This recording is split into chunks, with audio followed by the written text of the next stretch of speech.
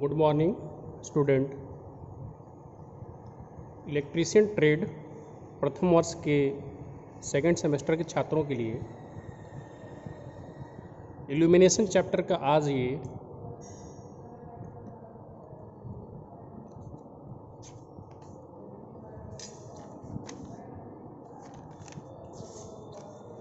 छठा video lecture है।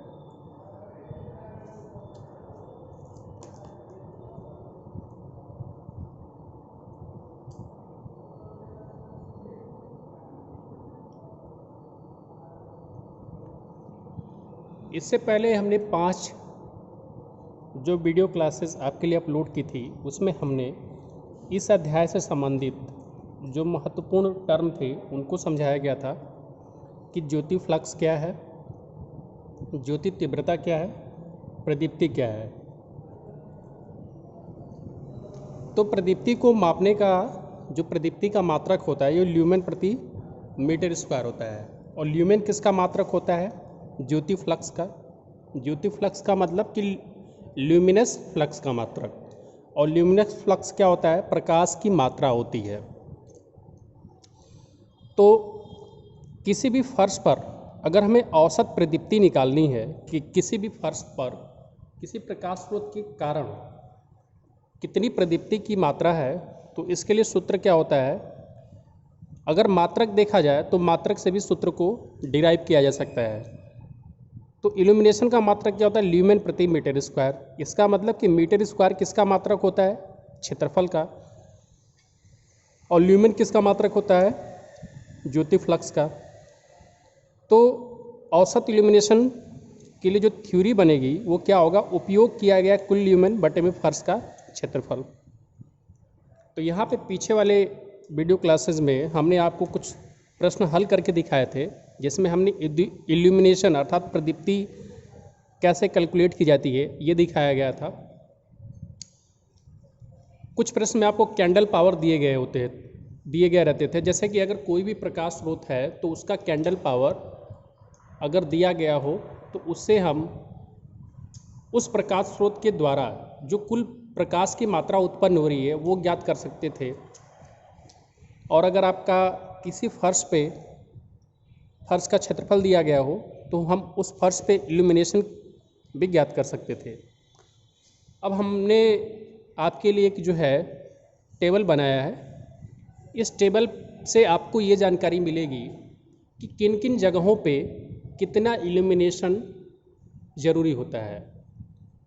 तो यहाँ पे देखिए मेन सड़क और अस्पताल के लिए दिखाया गया है कि 5 से 10 ल्यूमेन प्रति वर्ग मीटर का इल्यूमिनेशन होना चाहिए। तो आपको ये रेंज दिया गया है कि मेन सड़क या अस्पताल पे 5 से 10 ल्यूमेन प्रति वर्ग मीटर का इल्यूमिनेशन होना चाहिए। पथ पे कितना होना चाहिए?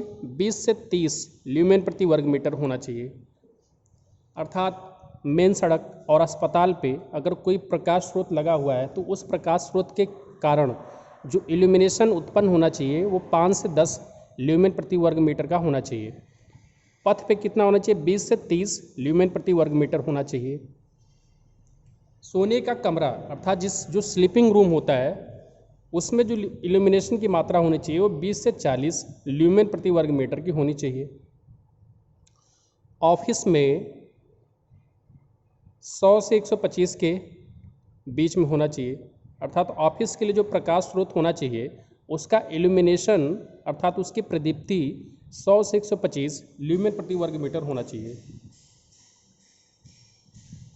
रीडिंग और कामगर कार्यालय, जहाँ पे रीडिंग का काम किया जाता हो जैसे कि लाइब्रेरी या कामगर कार्यालय, जहाँ पे ऐसा ऑफिस जहाँ पे काम होता है लिखा पढ़ी का, तो वहाँ पे जो इल्यूमिनेशन होना चाहिए प्रदीप्ति वो किस रेंज की होनी चाहिए? 150 से 200 ल्यूमेन प्रति वर्ग मीटर की होनी चाहिए।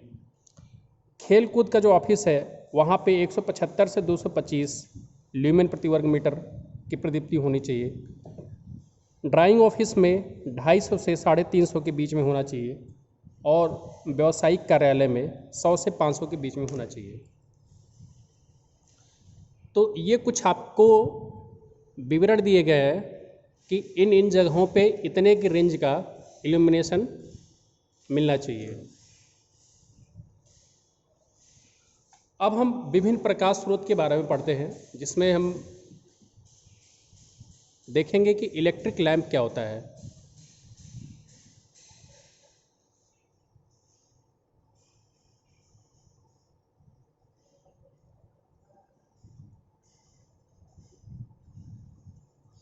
तो देखिए, इलेक्ट्रिक लैंप का वह स्रोत जिसका फिलामेंट गर्म होकर के लाइट एनर्जी देता है, इलेक्ट्रिक लैंप कहलाता है। और इलेक्ट्रिकल लैंप मुख्य रूप से 3 प्रकार के होते हैं। जब भी हम कोई इलेक्ट्रिकल लैंप इस्तेमाल करते हैं तो उसमें एक फिलामेंट होता है, और फिलामेंट काम क्या करता है, ये करंट को रेजिस्ट करता है, अर्थात करंट का प्रतिरोध करता है, जिसके कारण एलिमेंट क्या होता है, एलिमेंट में हीट उत्पन्न होती है। और ये जो हीट है एक इतनी सफिशिएंट, इतनी पर्याप्त मात्रा में हीट हो जाती है कि यही जो है लाइट एनर्जी में कन्वर्ट हो जाती है। जैसा आपको बताया गया था कि ऊर्जा एक रूप से दूसरे रूप में बदलती है। तो इलेक्ट्रिकल लैंप में फिलामेंट लगा करके और लाइट एनर्जी जो है प्राप्त होती है। तो इलेक्ट्रिकल लैंप मुख्य रूप से 3 प्रकार के होते हैं। पहला जो है इनकैंडिसेंट लैंप, सेकंड है ल्यूमिनेट या गैस डिस्चार्ज लैंप, और तीसरा है आर्क लैंप।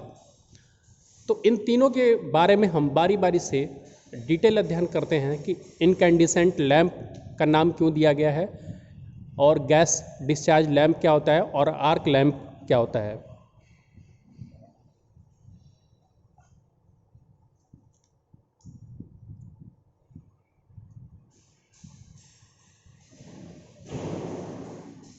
तो इनकैंडिसेंट लैंप वह कांच का लैंप जो फिलामेंट के गर्म होने पर उसके द्वारा लाइट देते हैं, उन्हें इनकैंडिसेंट लैंप कहते हैं। इनकैंडिसेंट लैंप एक कांच का बल्ब होता है जिसमें फिलामेंट लगा होता है, और फिलामेंट गर्म होकर के लाइट देता है। इसी को हम इनकैंडिसेंट लैंप बोलते हैं। इनकैंडिसेंट लैंप के जो विभिन्न टाइप हैं उसमें एक है कार्बन फिलामेंट लैंप, अर्थात ऐसा इनकैंडिसेंट लैंप जिसमें जो फिलामेंट है वो कार्बन का लगा हो, तो उसको हम कार्बन फिलामेंट लैंप बोलते हैं। अब कार्बन फिलामेंट लैंप की प्रॉपर्टी क्या है, इसके गुण क्या है, ये देखते हैं। इस कांच के बल्ब का फिलामेंट कार्बन का बना होता है। तो कार्बन फिलामेंट लैंप, जैसा कि नाम से ही स्पष्ट है कि हम फिलामेंट वाले प्रकार के लैंप के बारे में अध्ययन कर रहे हैं, तो इसमें हम देखेंगे कि कितने विभिन्न प्रकार के फिलामेंट लैंप होते हैं। तो पहला है कार्बन फिलामेंट लैंप। तो जैसा नाम से स्पष्ट है कि इसमें जो फिलामेंट होगा वो कार्बन का होगा। तो इस कांच के बल्ब का फिलामेंट कार्बन का बना होता है, इसलिए इसे कार्बन फिलामेंट लैंप कहते हैं। तो कार्बन फिलामेंट लैंप की परिभाषा कोई बहुत कठिन नहीं है, सीधे सीधे नाम से ही बताया जा सकता है कि इसका जो फिलामेंट होगा वो कार्बन का बना होता है। लेकिन आगे जो मुख्य बात इसमें बताने की ज़रूरत है, जो इसकी डिटेल परिभाषा है वो यहाँ से शुरू होती है कि कार्बन का मेल्टिंग तापमान जो होता है, अर्थात जो कार्बन जो फिलामेंट है उसका जो मेल्टिंग तापमान होगा वो 3500 डिग्री सेल्सियस तक होता है। इसलिए इसे कार्य करने के लिए लगभग 1600 से 1800 डिग्री सेल्सियस तापमान तक प्रयोग करते हैं। अब देखिए, कार्बन का जो मेल्टिंग टेम्परेचर है वो आपका दिया गया है कि 3500 डिग्री सेल्सियस होता है, लेकिन ये जो कार्बन फिलामेंट है ये 1600 से 1800 डिग्री सेल्सियस तापमान पे ही इतना पर्याप्त हीट दे देता है कि ये जो हीट है इलेक्ट्रिक लाइट एनर्जी में कन्वर्ट हो जाती है, मतलब हमें प्रकाश मिलने लगता है। लेकिन इसको जो है हम 1600 से 1800 डिग्री सेल्सियस तापमान तक ही प्रयोग कर सकते हैं, क्योंकि अधिक तापमान पर होगा क्या कि इसमें वाष्पीकरण की क्रिया शुरू हो जाती है।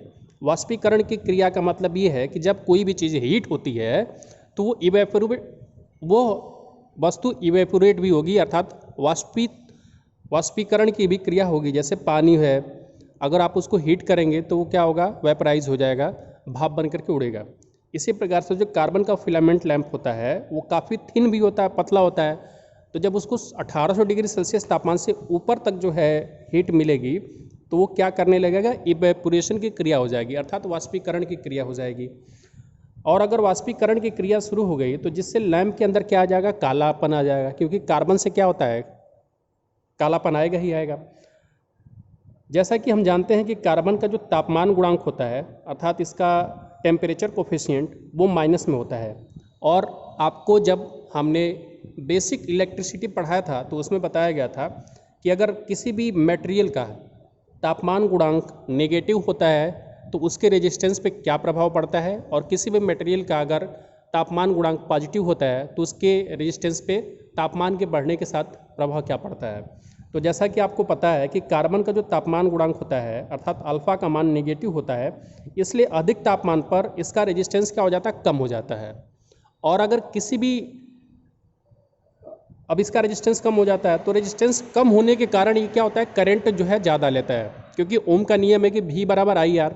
तो अगर वोल्टेज कांस्टेंट है, वोल्टेज अगर फिक्स है, तो अगर रेजिस्टेंस का मान कम हो रहा है तो इसका मतलब करंट का मान ज़्यादा होना पड़ेगा। तो यही बात है कि जब इसमें तापमान ज़्यादा होता है तो इसका रेजिस्टेंस क्या होता है, कम हो जाता है। और रेजिस्टेंस कम होने के कारण एक तो कमी ये आती है कि कालापन होने लगता है इवेपोरेशन के कारण, वाष्पीकरण के कारण। दूसरी बात ये आती है कि एक करंट ज़्यादा लेता है, और करंट ज़्यादा लेने का मतलब क्या होता है, इसका पावर जो है कम मिलता है। तो इस प्रकार के लैंप की क्षमता क्या होती है, कम होती है। तो कार्बन फिलामेंट लैंप को आपको हमने डिटेल में ये बताया कि पहली जो हेडिंग है बहुत ही आप आसानी से बता सकते हैं कि इसका फिलामेंट कार्बन का बना होता है, इसलिए इसे कार्बन फिलामेंट लैंप कहते हैं। लेकिन जो मुख्य बात शुरू होती है यहाँ से कि आपको एक चीज़ इम्पॉर्टेंट ये है कि बतानी चाहिए कि जो कार्बन का जो फिलामेंट होता है उसका तापमान गुणांक नेगेटिव होता है, ऋणात्मक होता है। और तापमान गुणांक नेगेटिव होने का मतलब ये होता है कि जैसे ही तापमान बढ़ेगा इस फिलामेंट का, तो इस फिलामेंट का रेजिस्टेंस कम हो जाएगा, क्योंकि जिन मटेरियल का तापमान गुणांक नेगेटिव होता है तो तापमान बढ़ाने पे उनका रेजिस्टेंस कम हो जाता है, और अगर तापमान गुणांक पॉजिटिव होता है तो तापमान बढ़ाने से रेजिस्टेंस उनका कम नहीं होता है। लेकिन चूँकि ये कार्बन फिलामेंट लैंप है और इसकी प्रॉपर्टी ही है कि इसका जो अल्फ़ा है अर्थात तापमान गुणांक नेगेटिव है, तो तापमान बढ़ने से इसका फिलामेंट का जो रेजिस्टेंस कम हो जाएगा, और कम हो जाएगा तो इस लैंप की जो है क्षमता क्या होती, कम होती है।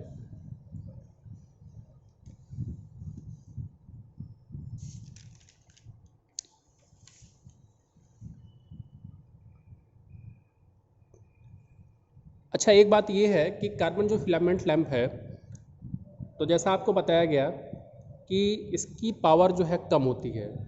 कारण ये है कि जैसे तापमान बढ़ता है तो इसका फिलामेंट का रेजिस्टेंस कम हो जाता है, जिसके कारण ये करंट जो है ज़्यादा लेता है, और करंट ज़्यादा लेता है और रेजिस्टेंस कम है तो इस यहाँ से वोल्टेज ड्रॉप भी ज़्यादा होता है। इसलिए इस प्रकार के जो लैंप हैं उनका उपयोग बैटरी चार्जिंग के लिए अधिक किया जाता है।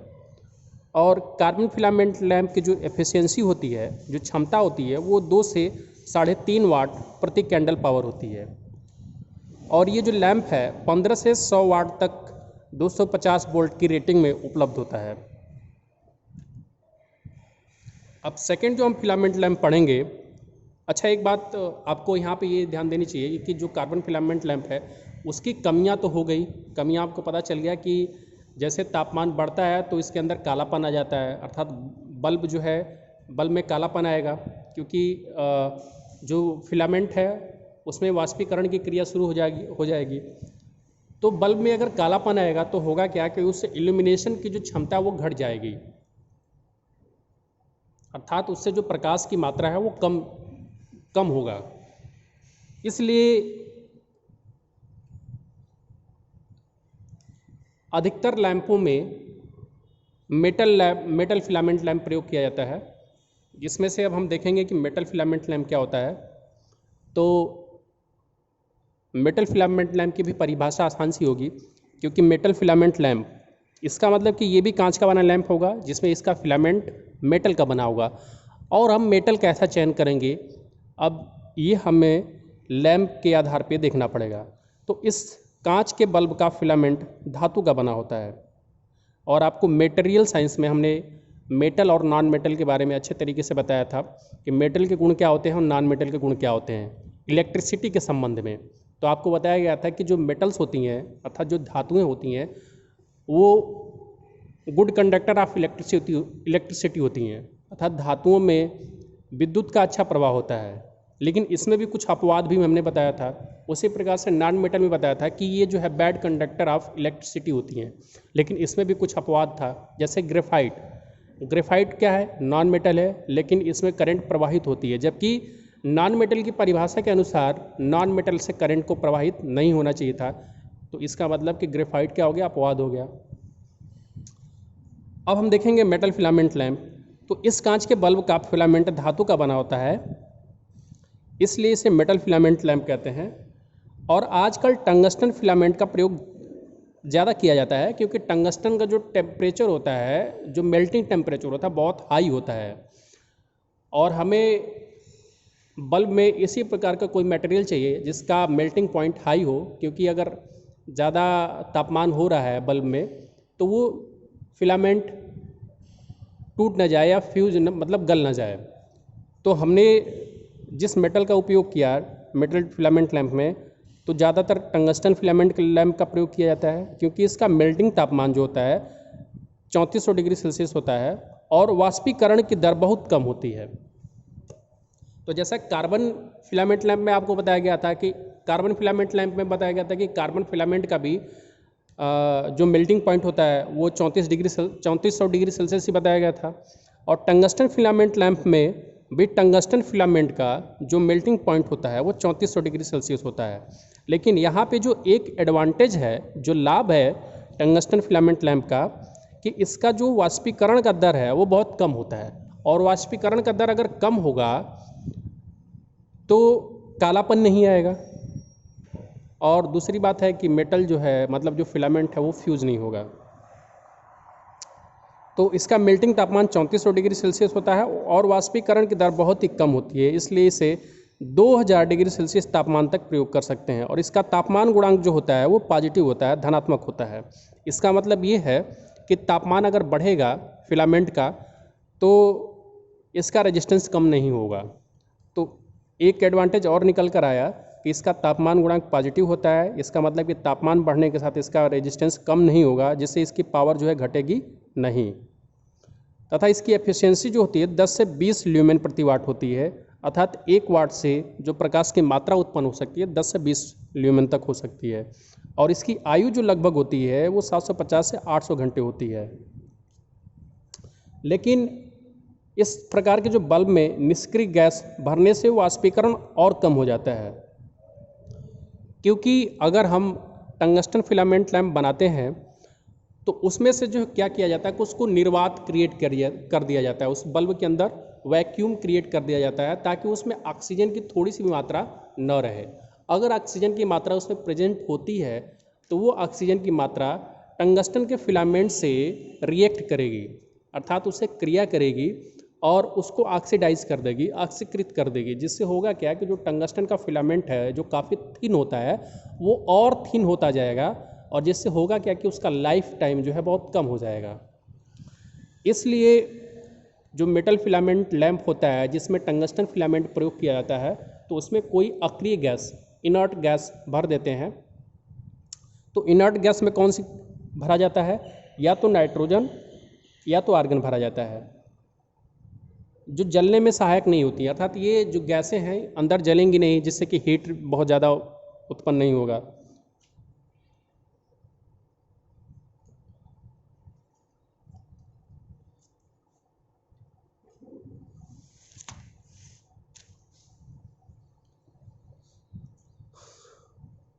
अब इसके नीचे आप थोड़ा सा ये देख लीजिए, फिलामेंट लैंप वह लैंप जिसमें धातु कार्बन या अन्य फिलामेंट में विद्युत धारा प्रवाहित करने से उद्दीपन की जाती है, अर्थात इनकैंडिसेंट हो जाती है, इसी को फिलामेंट लैंप कहा जाता है।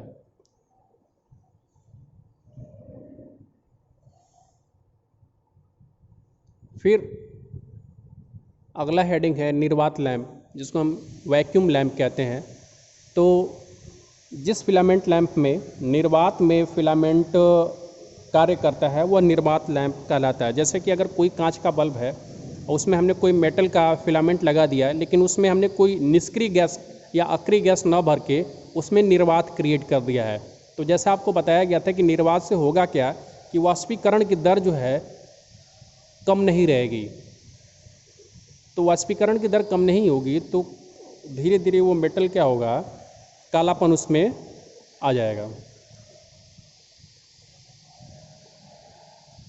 जिससे उसका जो है इल्यूमिनेशन घट जाएगा।